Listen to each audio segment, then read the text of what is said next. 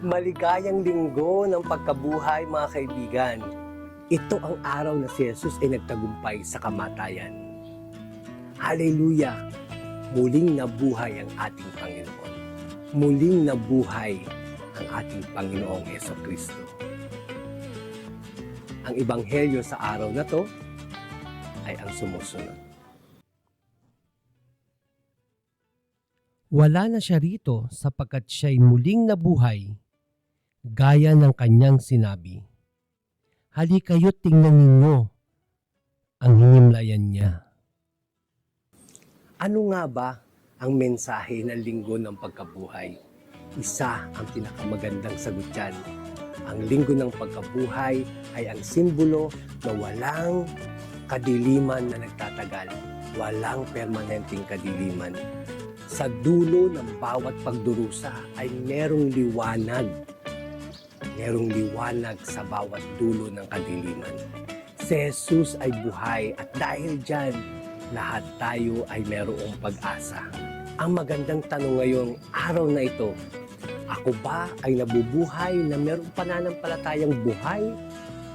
O nananatiling ang aking pananampalataya ay patay nang dahil sa takot, nang dahil ako ay nasa kadiliman?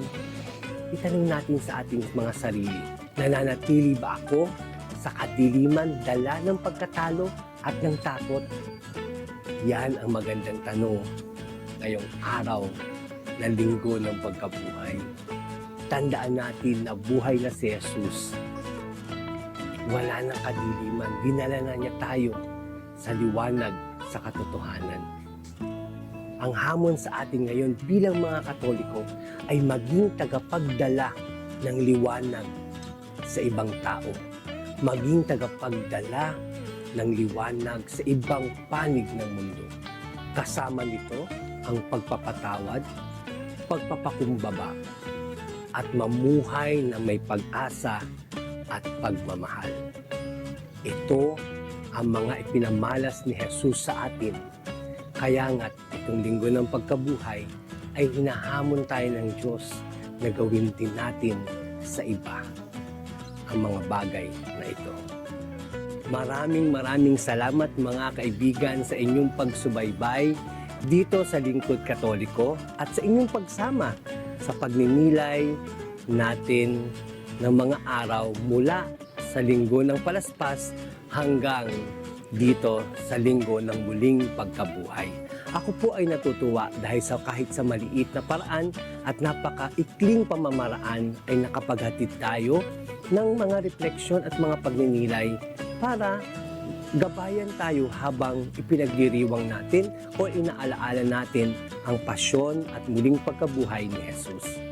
Kung nagustuhan niyo po itong ating mga videos, pwede niyo pong balikan dito po sa ating channel. At kung hindi pa po kayo nakasubscribe dito sa aking channel na Lingkod Katoliko, maaari niyo pong i-click ang subscribe button at inyo na rin po i-click ang bell notification button para lagi kayong updated sa ating mga uploads. Maraming pong salamat. Patuloy niyo po akong suportahan.